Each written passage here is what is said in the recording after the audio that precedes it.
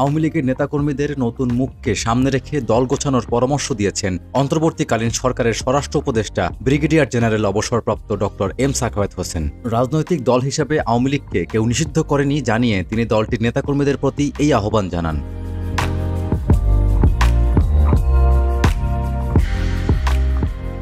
সোমবার 12 আগস্ট দুপুরে সচিবালয়ে সংখ্যালঘু সম্প্রদায়ের নেতাদের সঙ্গে বৈঠকের পর সাংবাদিকদের সঙ্গে কথা বলেন স্বরাষ্ট্র উপদেষ্টা। শেখ হাসিনাকে উদ্দেশ্য করে স্বরাষ্ট্র উপদেষ্টা বলেন, আপনি বলেছেন আমি আসছি, আমি আসব, আপনি আসেন, আপনি আসবেন না কেন? এটা আপনার দেশ, এত বছর প্রধানমন্ত্রিত্ব করেছেন, আপনি তো স্বেচ্ছায় চলে গেলেন, কেউ তো যেতে বলে নাই, স্বেচ্ছায় গেছেন আপনি, ভালো থাকেন, আবার আসেন। আমরা সবাই তো আপনাকে শ্রদ্ধা করি, অশ্রদ্ধা তো আর করি না, কিন্তু এই গন্ডগোল পাকানোর কোনো মানে হয় না, এই গন্ডগোল পাকিয়ে কোনো লাভ হবে না, বরং লোকজন আরো খেপে যাবে।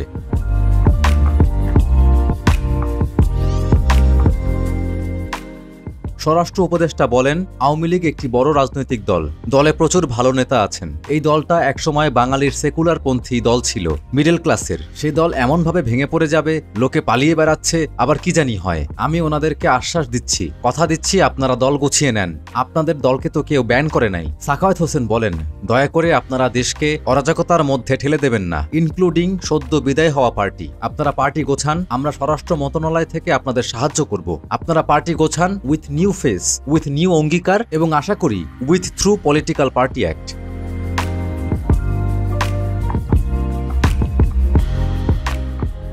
সংখ্যালঘুদের উপর সহিংসতার বিষয়ে তিনি বলেন, রাজনৈতিক দলগুলোর উদ্দেশ্যে বলছি, আপনারা আপনাদের এলাকায় এগুলো ঠিক করেন। আসন ভিত্তিক যদি আমরা হিসেব নিতে থাকি, আপনারা ভালো করে জানেন আমি নতুন লোক না, গত 5 বছর আপনারা আমার সঙ্গে ছিলেন। সংখ্যালঘু সম্প্রদায়ের নেতারা স্বরাষ্ট্র উপদেষ্টার কথায় আশ্বস্ত হয়েছেন বলে তিনি মনে করেন। দুর্গাপূজায় 3 দিনের সরকারি ছুটির সুপারিশ করা হবে বলে জানান স্বরাষ্ট্র মন্ত্রণালয়ের এই উপদেষ্টা।